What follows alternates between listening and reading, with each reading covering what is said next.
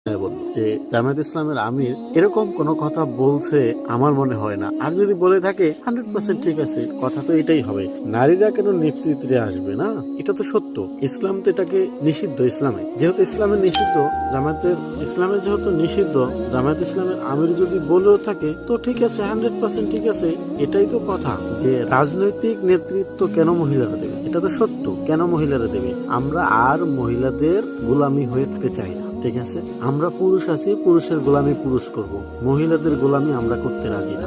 আর মহিলা পার্টি এটা একটা ইসলামিক দল, এমন একটা যন্ত্রণায় আছে জামায়াত ইসলাম এখন বর্তমানে, মানে না পারতেছে গিলতে, না পারতেছে ফালাইতে, এমন একটা অবস্থা। দেখেন, যদি নারী প্রার্থী দেয় তাহলে বলবে এটা কেমন তোর ইসলামিক দল, এরা নারীর নেতৃত্ব হারাম কয়, আবার নারী নেতৃত্ব সামনে নিয়ে এসে। এই কথা কিন্তু অলরেডি কিছু কিছু জায়গায় বলও শুরু করছে। যেরকম আমাদের বিরোধী পার্টি এখন বর্তমানে বন্ধু হলো এখন বিরোধী পার্টি, তো কথাবার্তা এখন বিরোধী পার্টির মতোই বলতে হবে। তো বিরোধী পার্টি যেমন এনসিপির কিছু লোকদেরকে নমিনেশন দেওয়া হয়েছে, তো তাদের তো মহিলা টহিলা এগুলা নিয়েই তো তারা বেশিরভাগ প্রোগ্রাম গুলা করতেছে। এইগুলা দেখা বলতেছে এরা বলে ইসলামিক দল, এরা এখন আবার নারীদেরকে আবার প্রার্থী বানাইছে।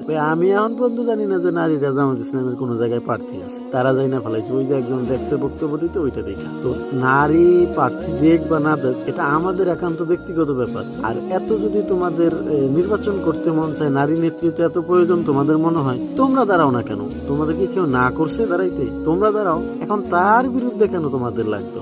তৃতীয় দফা, আমরা মনে করি এটা হচ্ছে নির্বাচন কমিশনের যে আচরণ বিধি, সেই নির্বাচন কমিশনের আচরণ বিধি সুস্পষ্ট লঙ্ঘন, এবং সেই কারণে আমরা প্রধান নির্বাচন কমিশনারের কাছে স্মারকলিপি দিয়েছি। এই কারণে যে যেন আজকে নির্বাচনের আচরণ বিধি লঙ্ঘনের দায়ে এবং নির্বাচন কমিশনের আচরণ নীতি লঙ্ঘনের অভিযোগে ডক্টর শফিকুর রহমানের প্রার্থিতা বাতিল। আল্লাহ যেন আপনাদের দোয়া কোনোদিন কবুল করে না, আমিন। এরকম দোয়া অনেকেই এই পর্যন্ত করছে। কখনো সত্যকে মিথ্যা দিয়ে চাপা দেওয়া যায় না, যদিও এদেশে যায়, কিন্তু এখন আর এটা সম্ভব না। যেগুলো আপনারা বলতেছেন, এটা হলো তাদের মেইন উদ্দেশ্য, মানে জামায়াত ইসলামের আমিরের প্রার্থিতা বাতিল করার মেইন উদ্দেশ্য নিয়ে হলো এখানে এসেছে, কারো এজেন্টটা বাস্তবায়ন করার জন্য এখানে এসেছে। টাকা টুকা খাইয়া এখন তো আর শাহবাগে দাঁড়াইতে পারে না, তো এখন টাকা টুকা খাইয়া এখন এইখানে আইসে এই কাজগুলা করে, যেগুলা মীমাংসিত ঘটনা, সেই ঘটনাগুলো এখন নিয়ে তারা আবার নাচানাচি করতেছে। এগুলা কিন্তু আজকের ঘটনা।